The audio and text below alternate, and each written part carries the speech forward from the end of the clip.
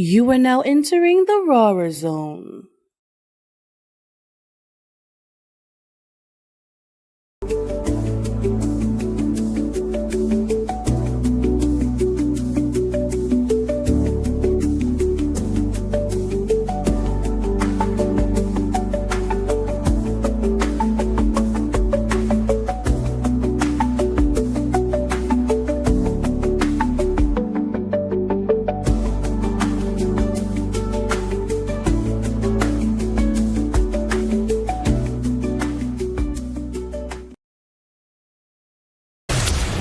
Into Chicago's #1 for hits, FFAB 94.5, The Hits. Let's get back to the mix. DJ. PUSO 82.3 FM, we're the independent artists. Now streaming on all smart TVs. Just add the Live 365 channel and search PUSO. PUSO 82.3 FM, where the independent artists are the stars. You're now listening to the Evening Rush Network.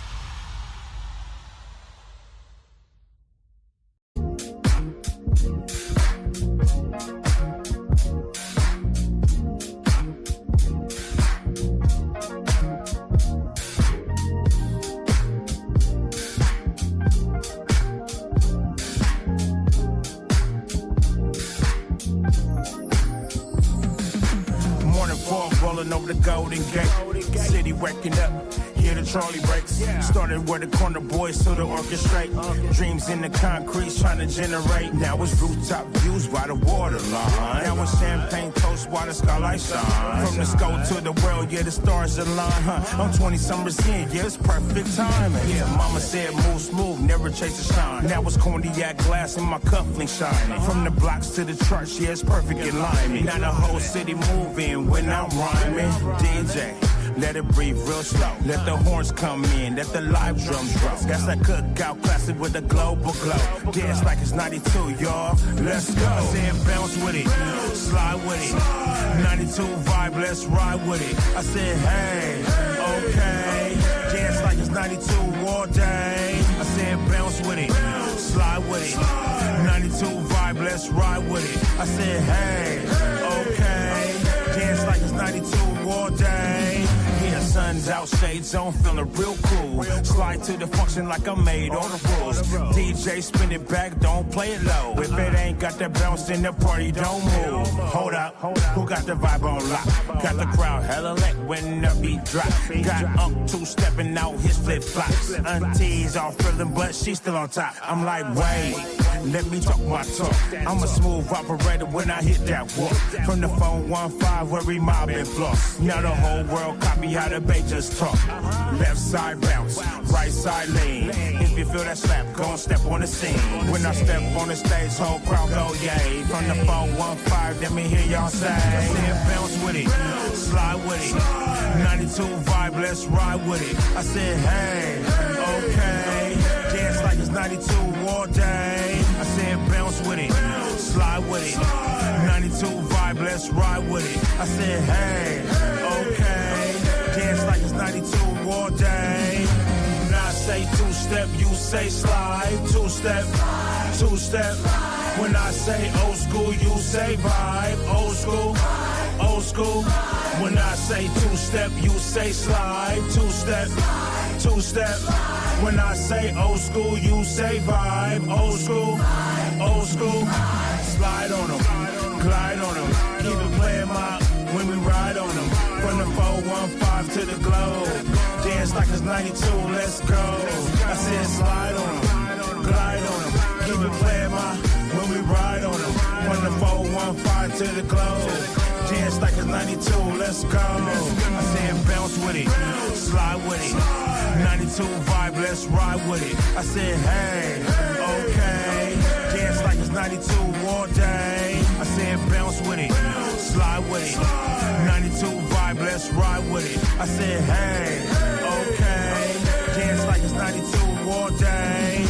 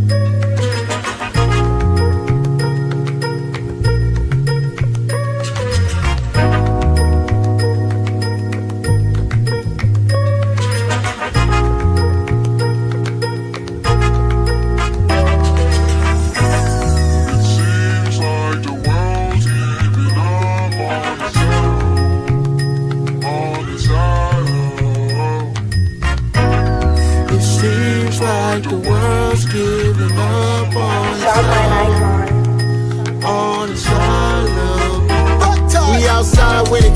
Can't believe I'm still alive, I tell him God did it.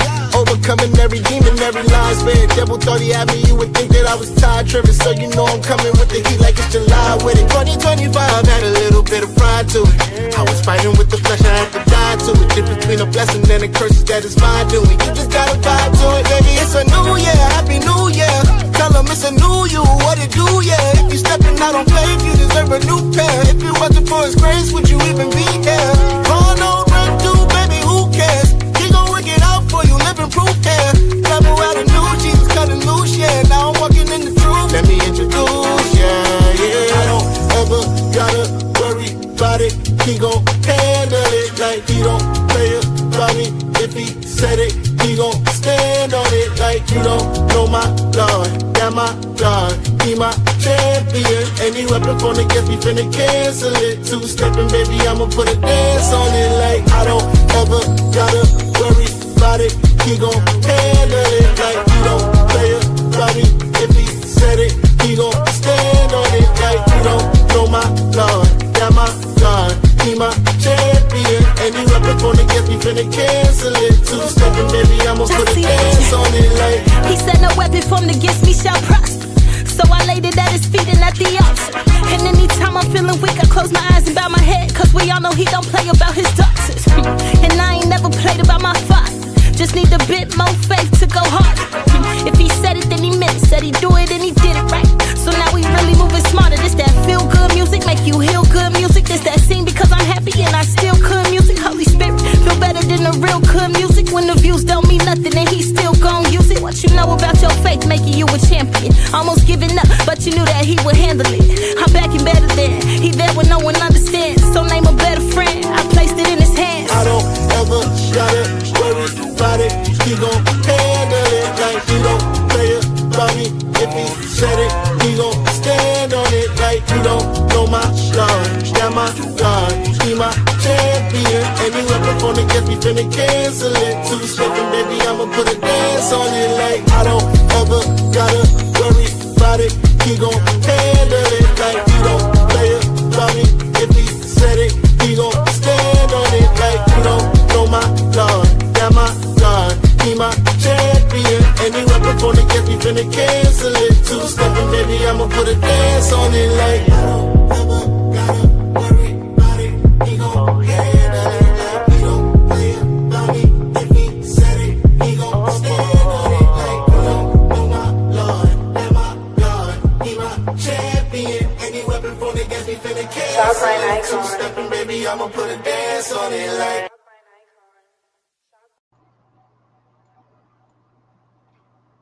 What's up, boys? Your homegirl, Ivy, Katie, whatever you want to call me. Just talk to me nice because we are here and we are proud as our new sponsors for Rawrrzone Media and the Road to the Give Back is powered by Future Proof Music School. Artists, producers, if you're serious about music and your craft, it's time to start guessing and start growing. With industry leaders like John Van Segem and Prototype, Future Proof is changing the game with a new kind of music education, where AI meets real mentorship to help level you up faster. We're talking about 24/7 AI coaches, personalized learning paths, and real producers guiding you every step of the way.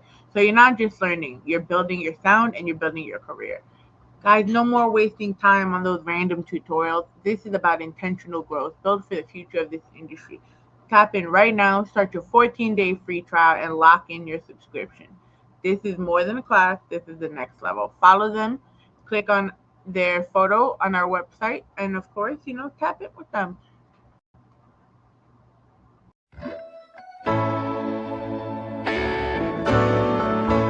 Whatever gets you through the night, it's all right, it's all right. Do it wrong or do it right, it's all right, it's all right. Don't need a sword to cut through flowers. Oh no, oh no.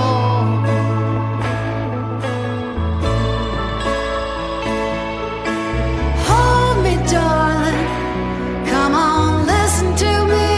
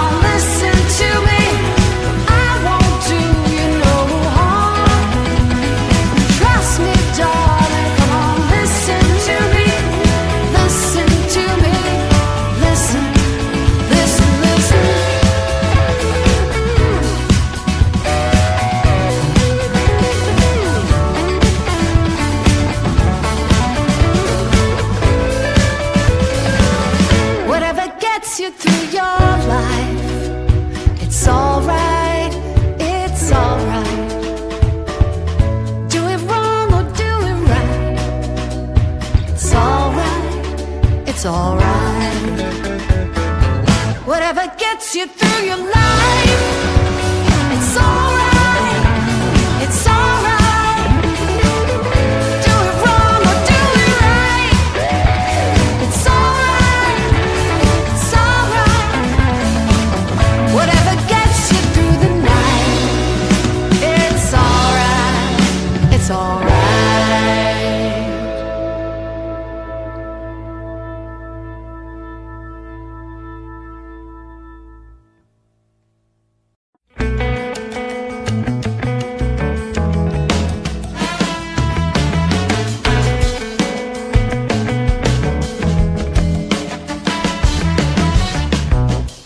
It's sweeter than a bowl of honey.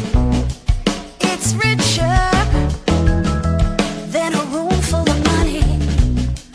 I see it in the sunrise.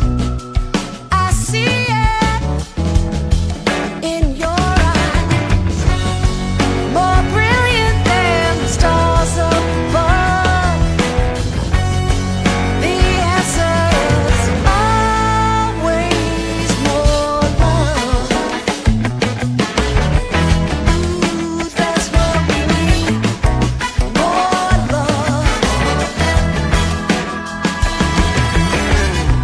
More peace than a lullaby.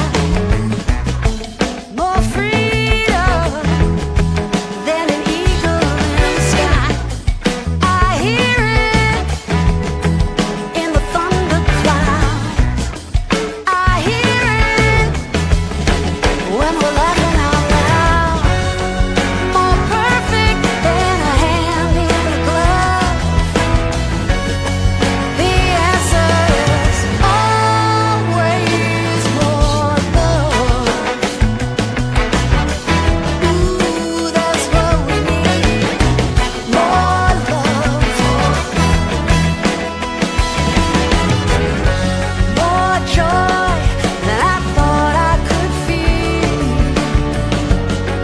More patience behind the wheel. More compassion for myself. More forgiveness of everybody else. More love.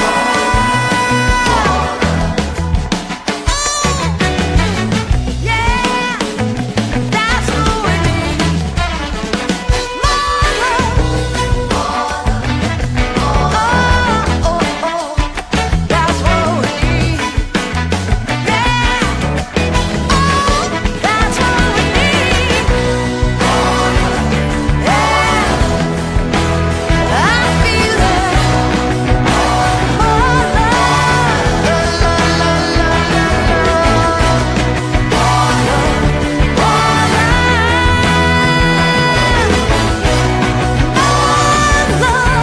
That's what we need. What we need.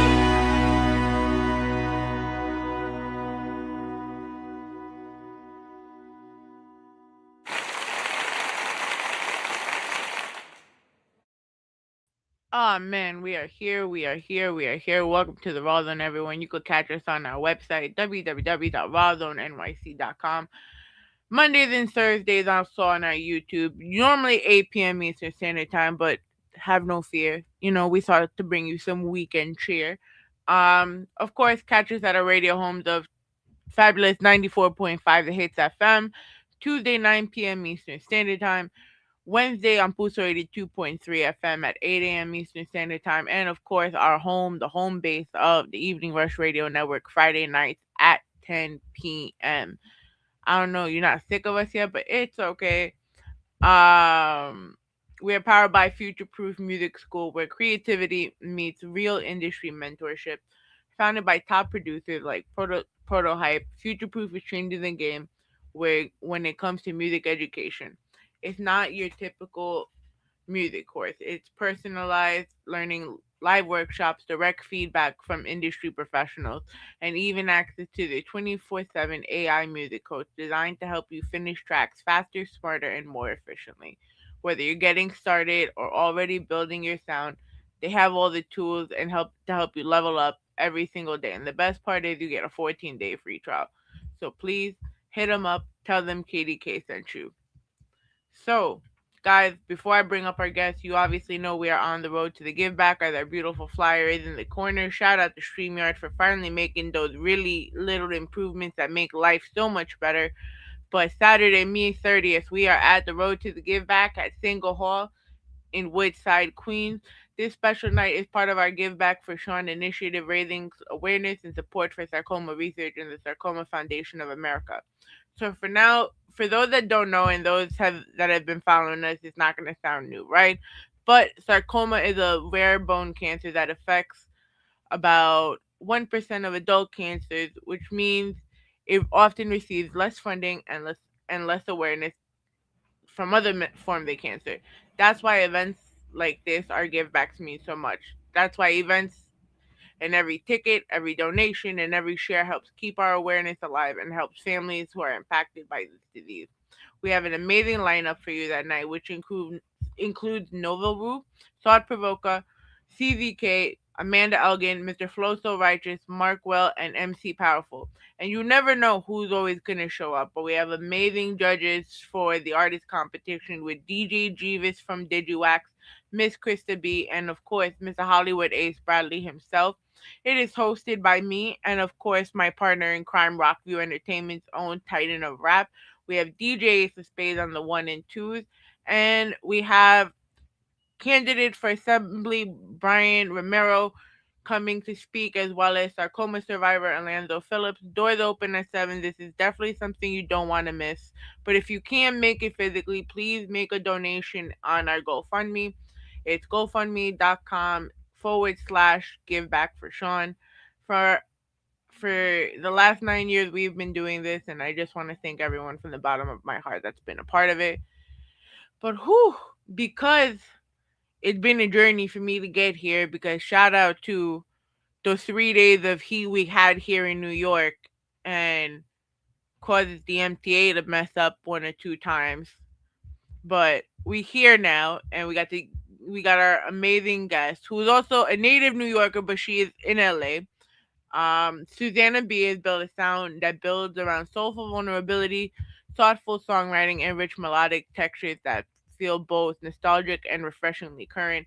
Her music goes beyond trends and is rooted in human connection.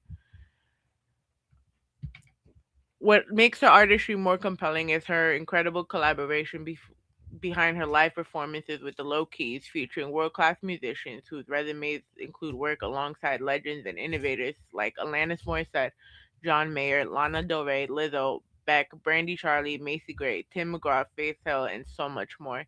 Together, they create a musical experience that's emotionally intimate and while still sonically expansive.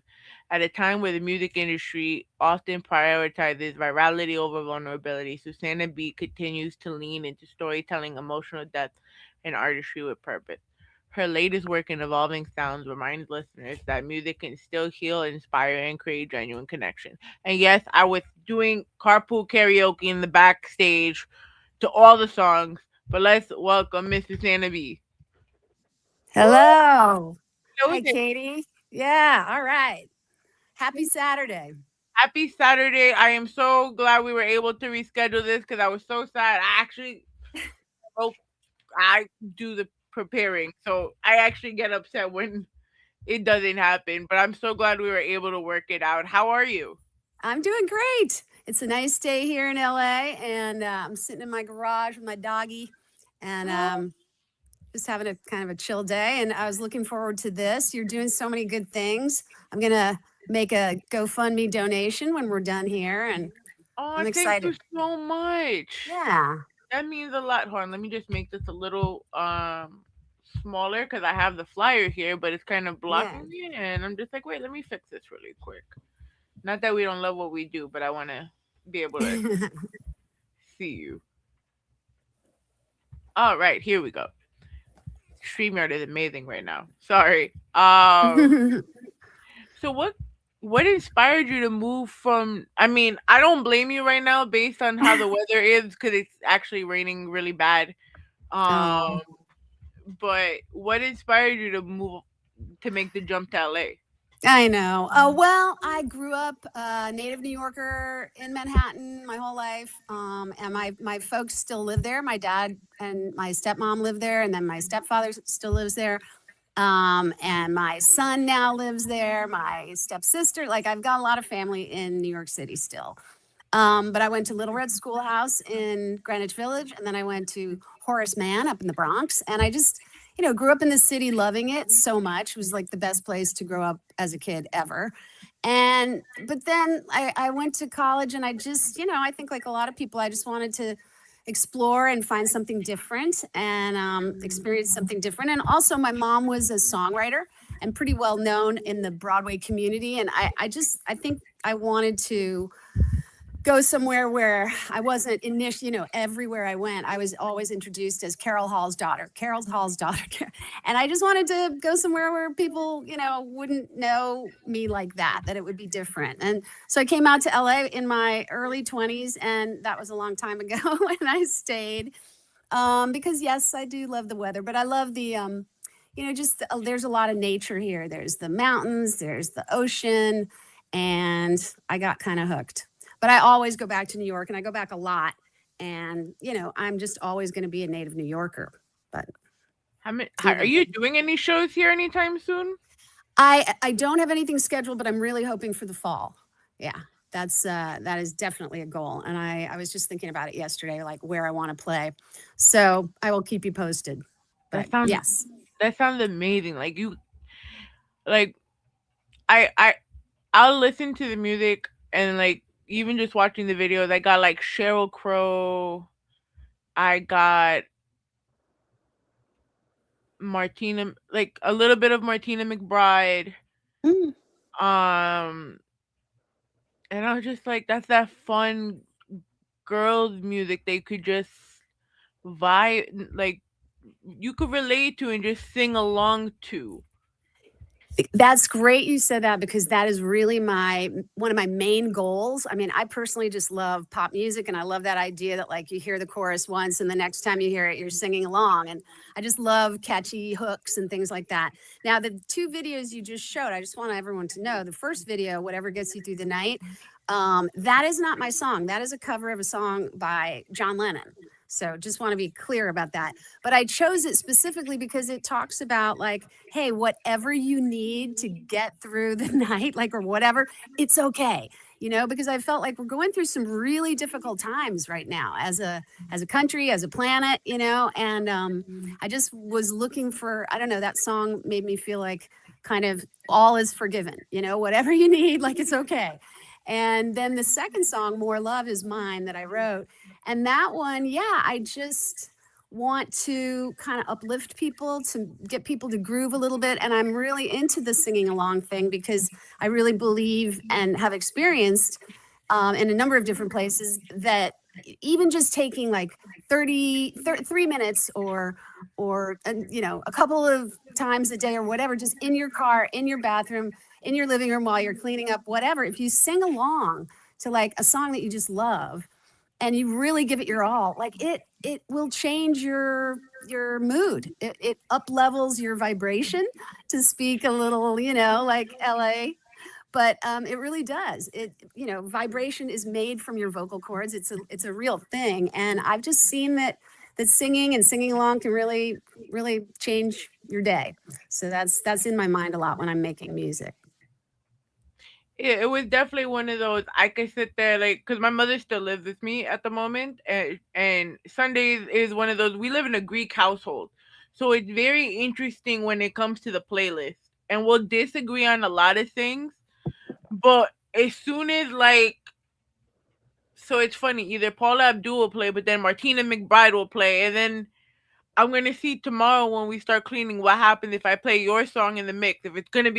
If she's gonna react to it in a good way. Because my dog, when I was playing it, because I have a little Chihuahua Jack Russell. Yeah. And as soon as the cover for Whatever Gets You Through the Night started playing, his little tail was like. And that's how I know he usually likes songs, because if he doesn't, he's crying like the Law and Order theme song.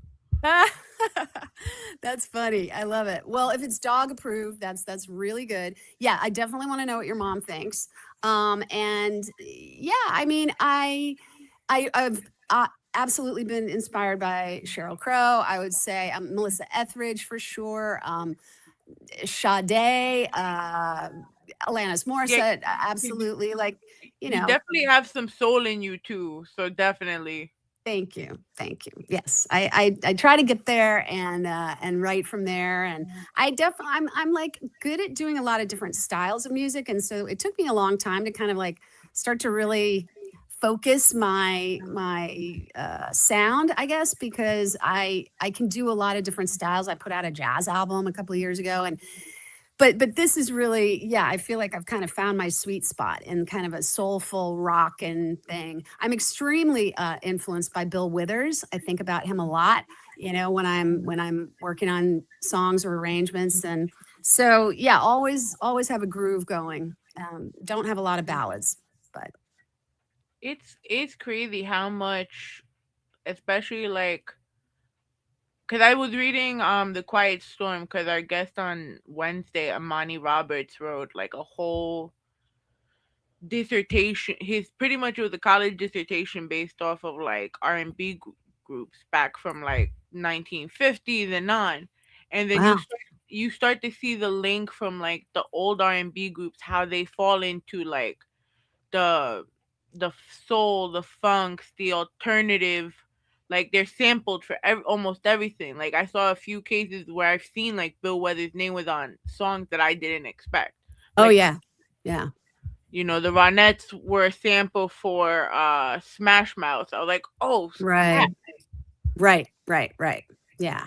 Yeah, that there's I mean, part of making music is accepting that that really is true, that there's only so many notes on the keyboard, and like, you know, that we come from this long line of melody makers. And I was just thinking last night, I have a new song that I'm going to perform this next week. I have a couple shows coming up, and it's called What'll I Do? And I remember when I got the title in my head, and it's about like kind of a song about thinking about someone who you love who is going to be leaving, and you know they're going to be leaving, and you know you're just like, what am I going to do without this person? And What'll I Do is like an old, like that's The a ballad. song. Yeah, I mean it's a song by Irving Berlin.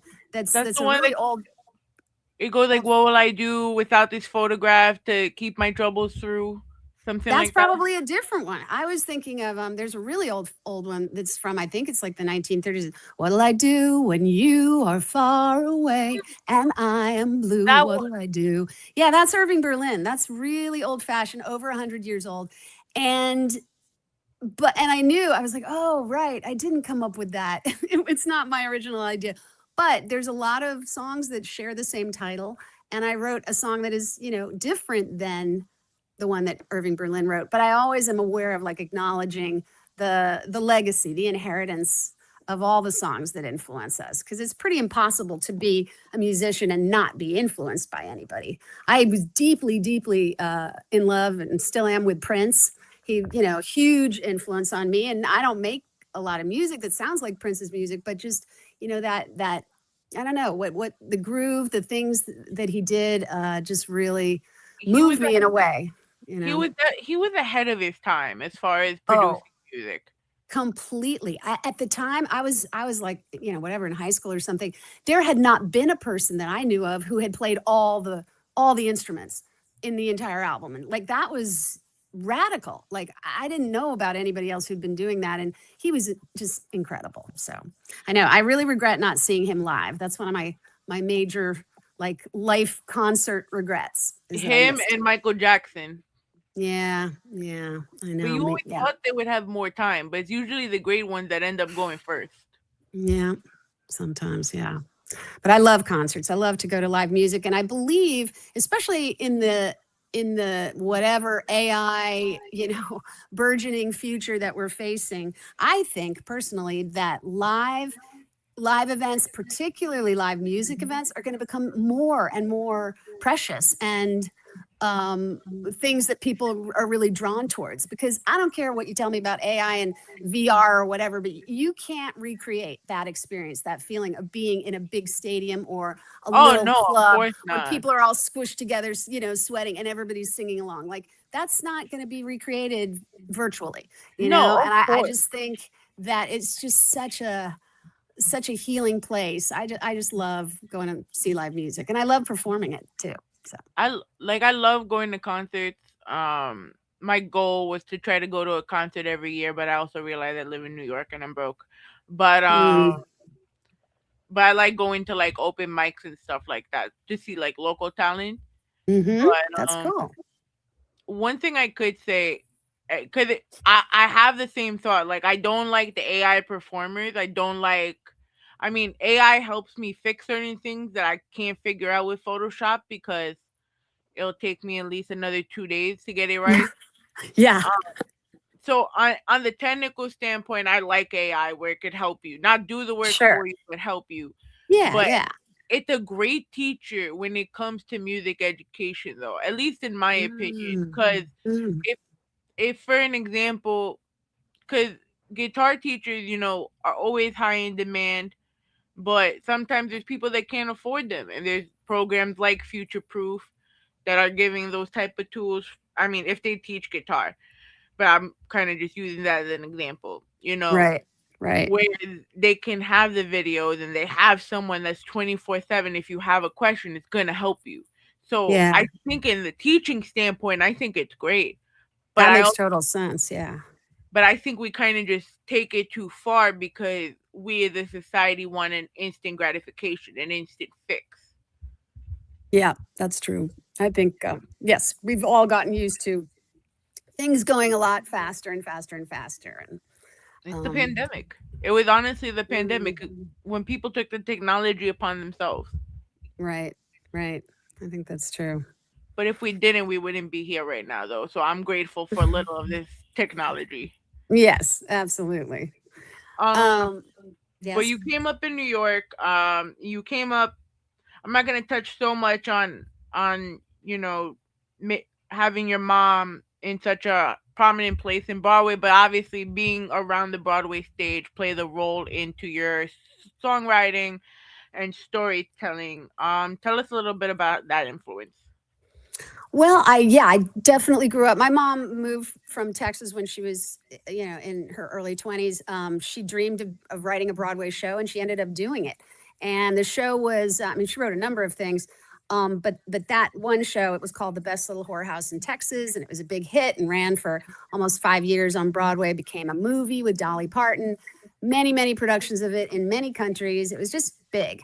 And I grew up before that show and then after that show, always seeing tons of shows on and off Broadway and watching my mom write for theater. And the main thing in Broadway shows is that the songs really play a part in the drama of the story. And usually a character starts in one place at the start of a song, and by the end of the song, they've like learned something, they've made up their mind about something, they've changed in some way. I would say overall that's kind of a generalization, but I think it's true because songs are helping the story move forward. And my mom always used to say the characters are singing when they can't find the words to speak to tell what they're experiencing. They have to sing. So it's like an emotional expression. And I love that. And like I said, I just was always so into pop music. I mean, I started with the Beatles. My dad like ceremoniously gave me his big, pile of Beatles albums. And I just loved, especially some of the early Beatles stuff, but I mean, everything of the Beatles. But I got really into pop music and the way that a hooky chorus, like I said, like a catchy chorus can get you to sing along. And that's not necessarily the same purpose that a song has in a show. Yeah. And so I think that was the major difference between me and my mom. She really wrote for characters who she envisioned in dramatic situations. And I don't really write that way. I write more from kind of an emotional point of view. I write more autobiographically, I guess. And I think a lot more about the catchy chorus and is this easy to sing along to, kind of. Sometimes I'm thinking about that. So but I was deeply influenced by musicals. I love musicals, and every time I go back to New York, if I see a musical, I'll be like, damn, that it would be fun to be in a show. I did a show, one Broadway show a long time ago, and that was connected to my mom as well, and it was really fun and such hard work. But yeah, I just went a different direction. How do you feel about the current state of pop music? Because back then, like, I remember growing up in the 90s, everyone said the pops were like the Britney Spears, the NSYNC, the Shania Twains, the Rose. Now, and I understand the term is popular music, so pop, right? So Right. whatever is considered the Billboard's top earners. But how do you feel about the way everyone is categorizing pop music nowadays?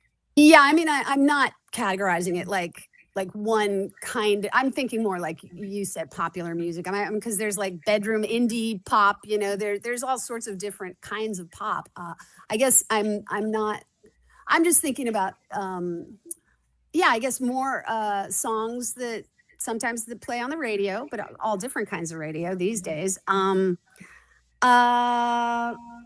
guess pop music to me means like sing-alongable. I don't know. That could be completely wrong categorization, but that's what I think of it as. And I guess I mean, I suppose there's a lot of pop or indie pop that's not really auto-tuned, and there's not a ton of production on it. It can be more raw and more stripped down. I love that stuff.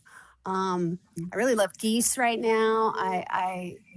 I loved Boy Genius, although they haven't made a record in a couple of years. But I mean, I love Taylor Swift and Ed Sheeran, and I just like so many different kinds of music. But mostly I do like things that get me to kind of move my body a little bit sometimes. It doesn't necessarily have to be a dance tune, but just like some kind of groove. But of course, I always just love good songwriting. I mean, things where you feel like you kind of emotionally connect to a song and you have an experience with it. That always feels powerful to me. When you listen back to some of your earlier material compared to your recent releases like Point of View and Be Alright, what do you hear emotionally now that you couldn't express back then? That's a good question. I think I have a lot more confidence these days. It took a while. I mean, I'm not a young person. I'm a mom of 24-year-old and a 22-year-old. So you do the math. I'm No like, way. yes, way.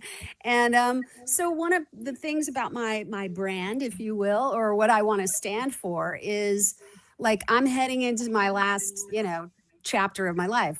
God willing, it'll go for another long period of time. But I'm older. I'm 61, and so it's How old? I'm trying. Yeah, 61. No. Yeah. Yes, That's I'm a youthful looking 61. Yes, but You're amazing. Oh, keep well, down with you guys. Oh. skincare, sunscreen. That's what but I mean, I want to just say, I think it's really important for there to be older artists like me. I don't expect that I'm gonna like have all the young kids, the teens and the 20 somethings, and even the 30 somethings, I don't know, like gravitating towards me, because I get it. I think there is a bit of a ageism type of thing in our culture in general. But what I saw during the pandemic, especially on social media, was a lot of people of all different ages and colors and sizes and backgrounds, like just speaking up and sharing who they are from their living room or their kitchen or their bedroom. And it really inspired me to have the courage to get up and take my music out into the world and share it as much as possible and kind of see how it lands, see if it affects people. But I really believe that right now in our, like I said, like in this period of time that we're in, like music can be really healing. And that's what I want to be about. Your sound balances a lot of sophistication and accessibility with soulful, but yet it's soulful, cinematic, and intimate at once. How would you describe how that process of your musical identity changing over the years?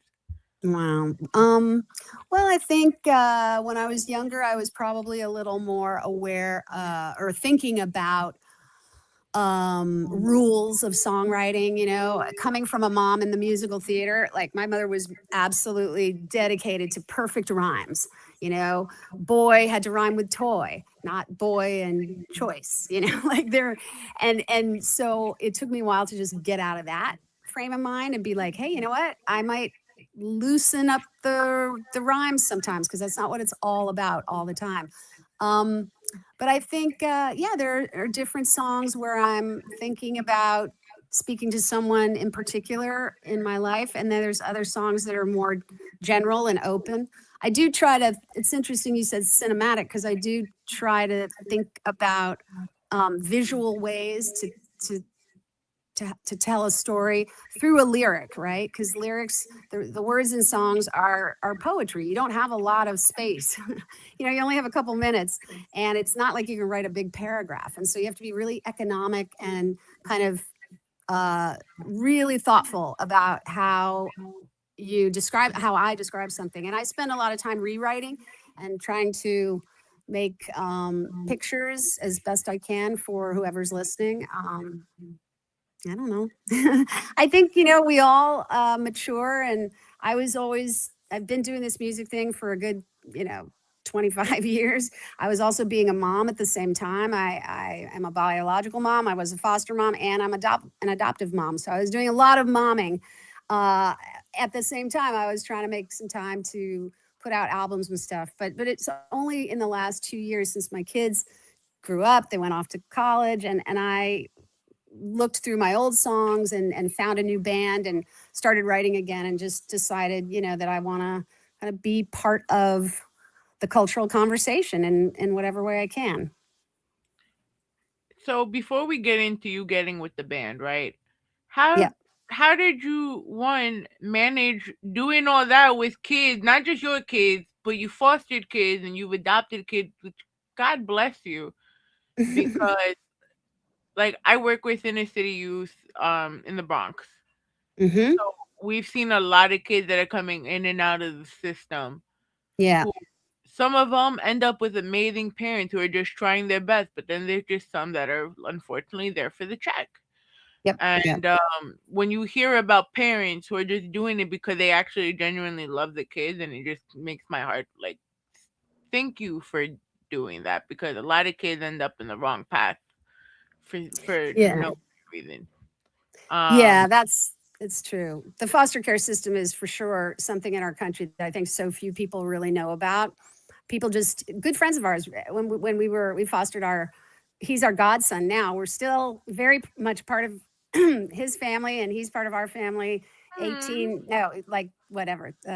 years later. Yeah. So it's it's a very happy ending. But at the time, we really wanted to adopt, and it wasn't a successful way for us to adopt, because he went back to his parents, who in many cases, parents deserve a second chance for sure. They just, they made a small mistake and they can figure it out. Sometimes that's not true. And sometimes there are really wonderful people who really do want to adopt through the foster care system, and they don't get the credit. I think that most people think, oh, foster parents do it for the check. And that's not completely true. There's a lot of great people out there who really want kids. It's a journey. I always felt like I wanted to do it. And I told my husband when I met him, I really want to adopt as well as have a kid. And we did do that, but it took longer than we planned.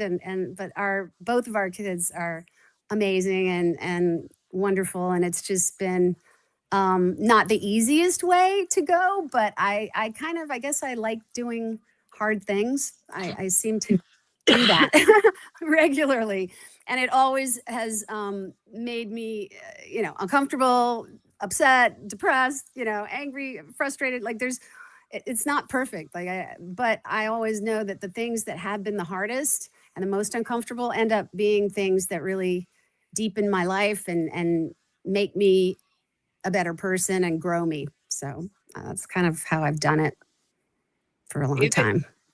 Is there any things you take from being a mom that you take on the road with you?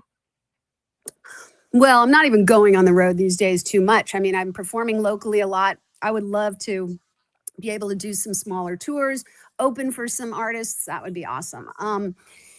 The I think about them all the time. I even from when my firstborn was very little, it was really hard to pay a babysitter for a couple of hours so I could go to the studio and try to make a record, or do something. And I did that for many, many years. And I felt just a bit of the guilt that I think a lot of working moms feel, which is, oh my God, I'm leaving my kid to go do this thing that I have to do. And um, my music at that time was certainly not paying the bills or anything the way that a working mom's job would be. It was hard. It was really hard. You kind of being a mom, I never feel like it's enough. And I think a lot of moms never feel like it's enough. Either you're with your kid too much and you're not showing them that you can do other things, or you leave your kid and show them you can do other things and you're not with them. It's really sort of sometimes it feels like, you can't win a little bit, culturally too, the way other people look at moms. But I just, I don't know. I think the most important thing for me is to model to my children that I am dedicated to this gift that I was given to having a voice or writing songs or whatever. And I feel like that's the way I'm being used by my higher power, if you will. And I want to show them that it takes work and a lot of practice and dedication to get up and express myself when sometimes nobody cares. Nobody's asking me for anything, and I'm writing a song because I want to. And so I think that is an important thing to model. I don't know.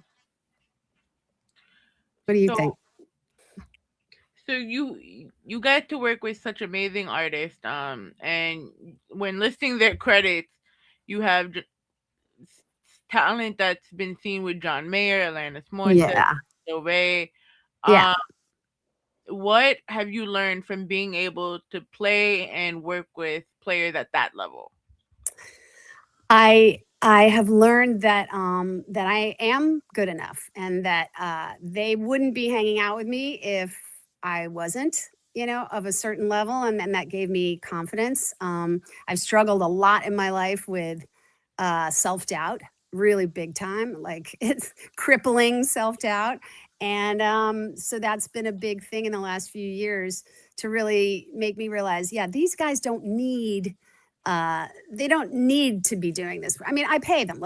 Don't get me wrong or anything. They are studio musicians, but they do work with fantastic artists, and they like me, and we have a lot of fun together, and we've written some songs together as well. And I feel really honored. And when I've gone to shows like Alanis Morissette's concerts, and I see two of my bandmates up on stage, or I went to see this other guy recently in LA. Who was a fantastic performer. My bass player was playing with him, and it's the guy who used to be known as Alt J. He's great. It's thrilling, and it makes me feel, cool. I love it. Yeah. Because I thought the first thing I saw with John Mayer, and I'm like, I could definitely hear a little John Mayer when I listen to your music. I could definitely picture the vibe, the John Mayer vibe. I'm like, yeah, definitely there. Wow. He's so cool. And I literally haven't met him, in person. I haven't been introduced, but I did pass him in the hallway the last time we were at this recording studio that he has actually purchased.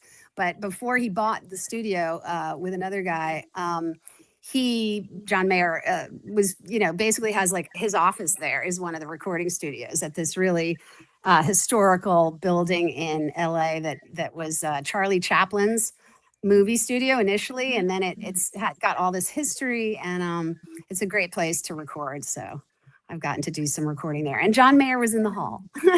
That sounds so inspiring at the same time, like all of that creative energy. Yeah.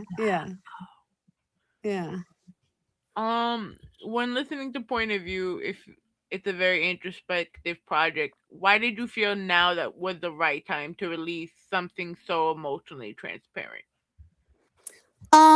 Because POV, is an album I put out like late 2024, and that was the first time I was recording with this all-star, band of amazing guys. And I kind of went through my songs of the previous 20 years and was kind of looking for like the best of Susannah B. And I kind of chose certain songs. I rewrote some songs. I rearranged some songs with Mike Farrell, who's my main guy, keyboardist. And I felt like I wanted to write about vulnerable situations. The most popular song from that album, POV, is called Be All Right. And it's really a song I wrote about a difficult relationship that was not a love relationship. It was like kind of more like a family type relationship. Like one of those things where you love the person and they kind of drive you crazy, and you always have that way of relating where you end up always like having tension and being in an argument when you didn't even mean to. It's kind of one of those, and it's a song just about like having that frustration with someone and sort of saying, you know what, well, can we just let this go? Like, maybe we won't even talk for a little while. It's okay. Like, let's just let it go and stop trying to understand each other. And I don't know, just take a break or something. And it's a song that gave me a lot of comfort. And I thought maybe it would give other people comfort as well. And so that was a song I put on that album.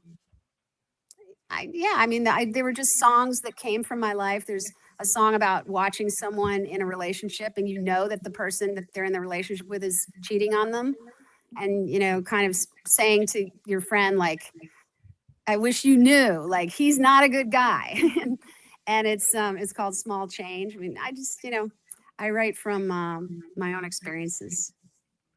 See, I can empathize with that because I have friends that will tell you after the breakup that he wasn't right for you. I'm like, but see, it could have just made a lot of things easier had you just said that he was the wrong guy. Yeah, it's true. And it's not easy to do that as a friend. It really isn't. But you could always play them a song. Now you could go to my Spotify page and find Small Change and play it for somebody. I mean, it's about someone saying, hey, this is what I'm seeing. You were happier before he came along. You say you're happy now, but actually you're really not. And so, yeah, I was. And then the songs I released last year, I released about 5 songs. And then this year I'm releasing 4 or 5 more. And then those are all adding up to my second album that will be kind of like dropped in the fall. And I still don't have a title for that album. I'm trying to figure it out, but that'll be my second album. And that has more, all original songs, not from years past. So it's a lot more connected to kind of like current events. And I have a song, I write about overwhelm. I have a song called Too Much, which is just about like, whoa, the world is too much. Like I'm losing my mind, like, ah! And I have another song called I Don't Want to Know. And it's about really like just saying, it starts with the line, like, don't tell me the news. Don't read me another tragic headline. I can't do it today. And I felt really weird at first, like writing a song about someone who's saying like, I don't want to know what's going on. Because I didn't want to sound like I'm someone who thinks that that's the right way to live through life. But because I do think people should be informed and double and triple checking their sources and all that. But I also think it's so important for all of us to take a break. We can't possibly process all the stuff that's in our world and on social media. It's so overwhelming. And everyone I know is suffering from it, really, like mental health wise suffering. And we have to take breaks. And so I'm writing a lot more about that kind of stuff on the second album. More Love is going to be on the second album, right? Yes. Yeah. Okay. I go between like writing about like, I'm going crazy and like, I have faith and like things are good. Like I alternate between the two. But see, and that's what I like though. It's conceptual because we are relating to what's going on right now. It's not that it's far-fetched. We're at a time where literally the media is at large every day, and sometimes it could be a little too much. Like I have to watch the news every day, because if not, like I'll give an example. I've given this example a little too many times on this show, but when Biden was no longer president, all the education reforms that were about the student loans, I wasn't watching the news at the time, so I wasn't aware of all the changes. I'm here now having to rearrange my entire finances because of the student loan situation, because I'm not getting the same aid now that I once got back then. You Mm. know, so it's like but there needs to be a happy medium, because in the same token they'll talk about what happens in our backyard for 5 minutes, and then, oh crap, somebody just died. Yeah, yeah. I think yes. I mean, you have to know what's going on, and yet again, like social media. I'm on Instagram at Susannah B Music, and I love a lot of things about social media and the way, like I said, that I can connect with people. We can connect all over the world. You know, we have this global world that feels so much smaller than it used to, and you can know what's going on instantly across the globe. But, you know, like I said, I mean, that is just, I think it's just too much for our brains to process. And it's extremely overwhelming. And sometimes I've just had to say, you know what, I'm not gonna press another one of those reels. Like, I got it. I know what they're doing. I don't need to see another violent video. I definitely understand that. And I'm gonna try to find another way to do good, whether it's I'm gonna go online and find a place to donate to, or you know, support people who are doing good work, or go out there on my own and find somewhere to show up and feed someone who needs a meal. But it's when we get stuck, you know, just watching over and over, especially negative stuff, because I think that's how the algorithms work. They don't send us a lot of positive stuff. They send negative stuff, and it's the fear and the stress of it is contagious. That's another line in one of my songs. It's the rage is contagious, and it because there's a tremendous amount of anger. It's impossible not to be influenced by that. We're all human beings, you know, and some of us are extremely sensitive. So we just have to take breaks sometimes. Put the phone down. So I know you are pressed on time, and I have a couple of more questions left for you. Oh, You have no, a I'm big good. show. I'm good. Okay, No cool. rush. Yeah. Yeah. I know you got a big show coming up too that you said you've been preparing for. Yeah. But no, I'm good. I'm good. Um, in today's streaming culture, you know, since we're talking about social media and everyone's attention spans are shorter, unfortunately, did you Yeah. ever feel the pressure to simplify your songwriting to or reduce the emotional depth of your material? No, I have not even thought of that. I'm not. I'm just doing my thing. I really want to touch ears, you know, whatever that means. And yes, of course, I would love to get, you know, a placement in a TV show or a film or a commercial, whatever. I mean, all that stuff is great, but it's not. I am who I am, and I'm where in my life, as I said, where I am. And so, no, I'm not gonna try to like change emotional depth or something, because I believe there's, you know, I know there are still people who want to go deeper with me, but I won't be right for everybody. That's just part of life. You know, you gotta kind of, it took me a while to get that, but like, no matter what, I can't please everybody. Not everyone will love my music. Some people will like it. Some people will love it. Some people don't care, you know, and that's just part of it. But no, I think the attention span thing is pretty alarming. And as I have, you know, some younger family members, young cousins, or like I said, my godson, and his little brother, and watching the effect of just, you know, them growing up with social media as just a part of their life. And my kids did too, much more than, I mean, obviously there was nothing like that when I was growing up. And you just you lose certain things. Like it sounds maybe cliche, but honestly, boredom is like actually a pretty good thing when it comes down to it. You know, there's something to be said about being on a train or in a car or whatever, and you don't have your phone and you just sit there and like your thoughts can come to you. You'll have ideas or insights, or you'll notice something about somebody else, and it'll make you think about, you know, you just miss out on opportunities that might surprise you. Your brain might surprise you, but we all are just getting more and more, you know, connected to the scrolling and the nonstop stimulation. And I think there's some dangers to that, but we have choice. We can always, it's just habit, you know, you just gotta give yourself like, it's just, I notice it's hard for everyone, including me, to just say like, okay, I'm gonna not turn on my phone until an hour after I wake up. Like that seems to be a big challenge, you know, and that's really not that long an amount of time. So I sound like an old person, I think. But you know, there's some wisdom from people who are saying, hey, this whole thing is, there's some dangers here, and it would be good to I love reading. I love to read a book and turn a page and stuff like that. So What are you reading right now? Oh, I'm reading Theo of Golden, which I think is pretty popular. I think it's like Oprah, and I know she had the author over to lunch at her house or something. I saw something on Instagram about it.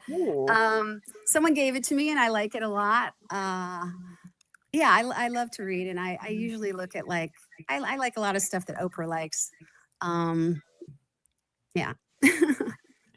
I read everything from biographies to comic books to I love reading about music biographies. Oh yeah, yeah. Cause you get to learn. I was deprived as a child, so I was always forced to listen to Greek music, even though my mom snuck in some Paula Abdul, Michael Jackson here and there. But being that we are, when grandma comes in, back then, you remember if I the old Greek family, they'll be staying 6-7 months at a time. Right. So that 6-7 months is not your house no more. It's grandma's house. Yeah. That's a unique experience. That's something to write about. Oh yeah. This is technically. It was because of that I kind of went into the. Even though this interviewing was completely by accident, this whole career I have. Yep. It was also primarily because of that, because of I didn't get to listen to Prince until I was 16 years old. What? Well, that's just injustice. I know. It's that's wrong. It's very much blasphemy.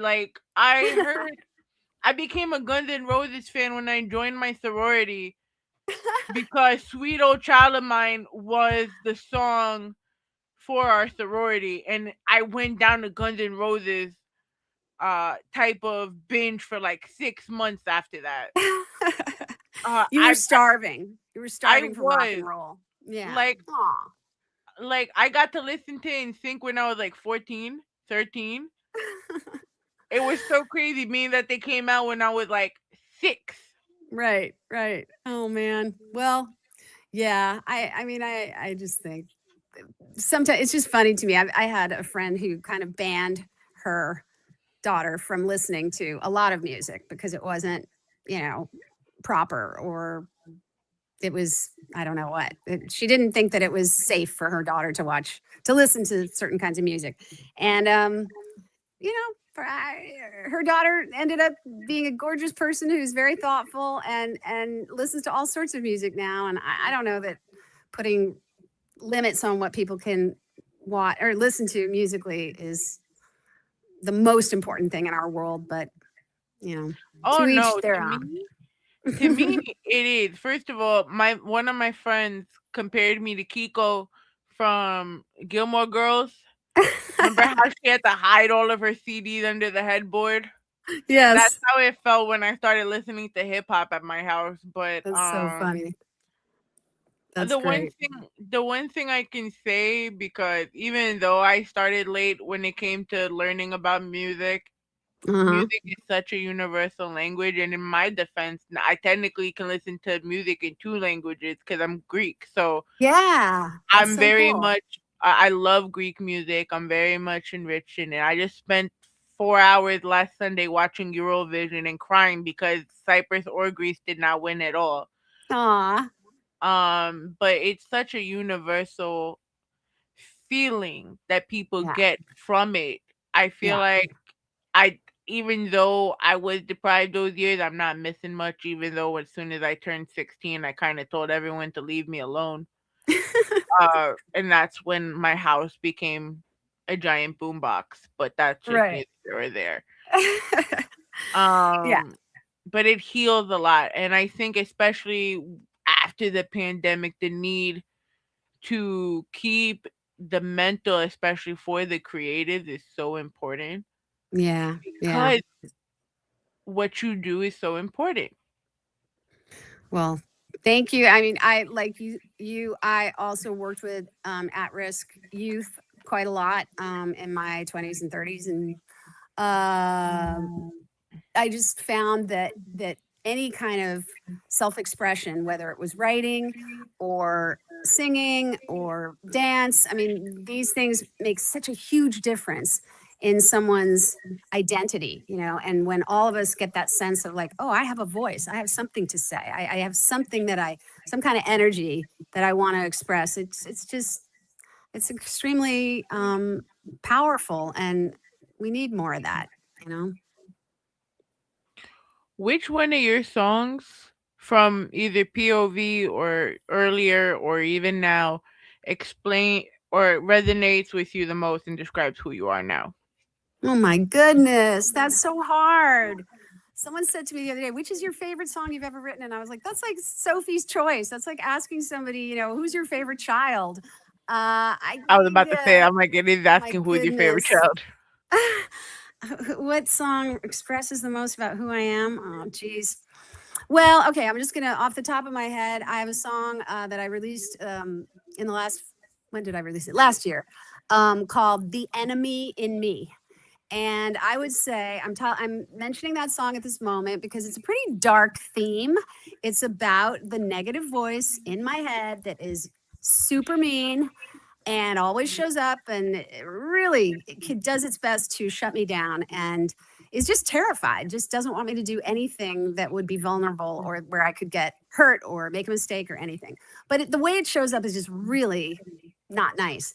And I wrote this song about it, and it really did help, like, sort of exorcise the voice a little bit. But I'm mentioning it today because I swear, like, day before yesterday, the voice had me like in a chokehold on the floor. I mean, it really felt like it was just saying to me, like, "What do you think? Who do you think you are? What are you doing?"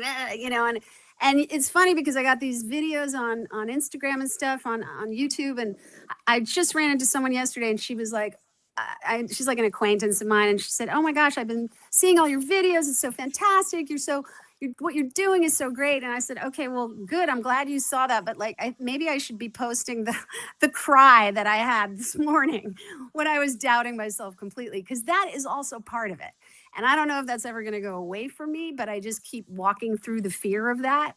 And the enemy in me is just sort of, I guess what I'm saying is I'm choosing that song today because it's a part of me that is real, and I really wish it wasn't around in my head, but I wrote about it, and I wrote about it being like, I tried to be really visual with it, because when I was thinking, how do I write about this part of my, like, a voice in my head? How do I do that?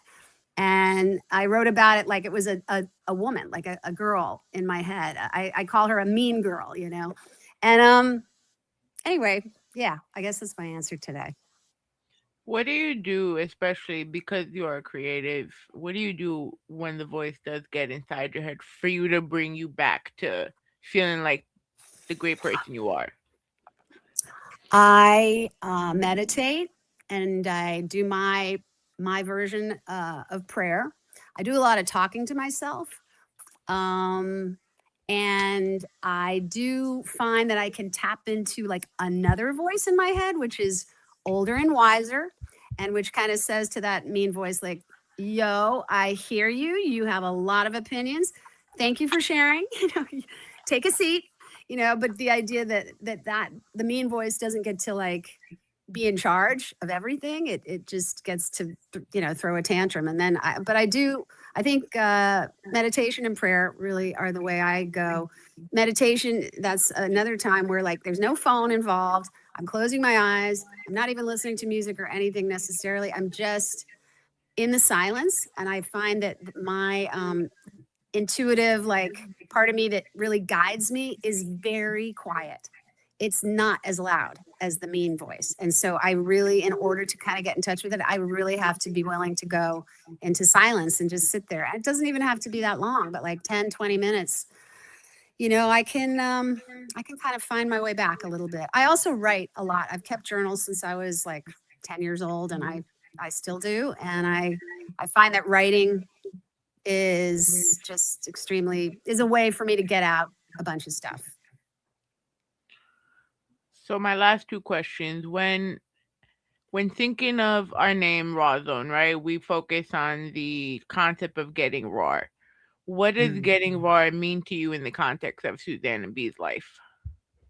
I think getting raw means like what I just did, telling you honestly about things that I struggle with, about things that aren't perfect, that you won't see if you look at my video and I've got the hair and the makeup and the hair extensions and I look fat. I look pretty good, and like You I look love good now. that. Good now. I love that, but I think the rawness for me is about being authentic and real and telling you my real age and not worrying about what is that going to do. Oh my God, is she going to not even like have me on the podcast because like I'm so old, or I'm being real, and that's what it means to me. I really hope that was never even a thought when we had to reschedule the other day, because that was not the case. I was really stuck on the train. No, I believed you. I absolutely believed you. I thought it was great, actually. I was like, this is so perfect that like she's in New York, and of course the trains screwed up the schedule. Of course they Yeah, did. I was just like, I was sitting there. I'm like, oh, I was so excited. It was 90. It's 92 degrees. I get to go home and it's still daylight outside. I'm here well, I'm emailing your manager. I'm about 20 minutes away. I know. Oh, I we've totally experienced understood. it And was I still love the subways. I mean, of course, I love the subways more than so many. I just love the subway so much because when I go back home to New York, like it's just the best. I can get anywhere, and I love walking. Of course, it's just one of the things, of course, I have to adore about New almost York. And of course, I know what almost it's like everywhere. when you get stuck, which I have been stuck many times. Almost Well, everywhere. yeah, right. Everything has a new Exactly. delay every day. Yeah. Well, we have traffic here in LA, so, you know. I'd rather take the traffic than $3 to get stuck for 3 hours. Oh my God. It's Yeah. $3 now. I don't know if Uh, how much it was when you were still living here. Not that. It was, believe me, I have a token. I have a picture of a token, a New York subway token on Oh, a tattoo on my leg I have because my token I'm still. like a token girl. I grew up with tokens, man. I was pre Metro card, and now I have a Metro card still in my wallet. I'm so upset there's no Metro card. So, yeah, I know it's all It, easier with the phone, but again, it's like, oh man, I what do you do mean, if you no, don't have a phone? Like, what do people do who don't have phones? I don't. it's not really that great, because then they put you, first of all, when you come to New York and you see how ridiculous the train stations look to evade the fare evasion. Yeah. First of all, there's so many TikToks of them teaching you how to do that.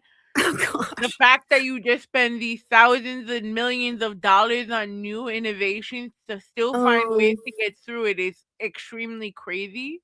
Oh man. I All didn't know about because that. it takes one sensor to get triggered for a door to open. Wow. And then the worst part is there's no security to really stop you. So is Right. it's not for nothing. Yeah, that's kind of crazy. Oh well. Yeah, man. But when it's all said and done, though, and you decide you want to go on your farewell tour, which is going to be another 30, 40 years until you do that. But I hope oh, it's a little sooner, but yeah. Okay, my farewell tour. Yeah. um, how do you want your fans and the people that know you to remember you? Hmm. I would like to be remembered for, um, some of the things I've talked about, for being real and honest, and for being generous and caring about others, which I think I am. And I do a lot of things to demonstrate that. But that's part of what I'd like to be remembered for, and for being someone who kept creating music and kept singing and kept dancing, kept growing. I still work with a vocal coach. I'm taking like dance coaching, movement coaching lessons every week. Like I just am still growing. So I'd like to be known for someone who did that while she was creating her art. Yay! Thank you. Thank you very much. Thank you, Susanna, Katie, so much. no, thank you for being here with me. Again, thank you for accommodating and understanding that being New York sucks.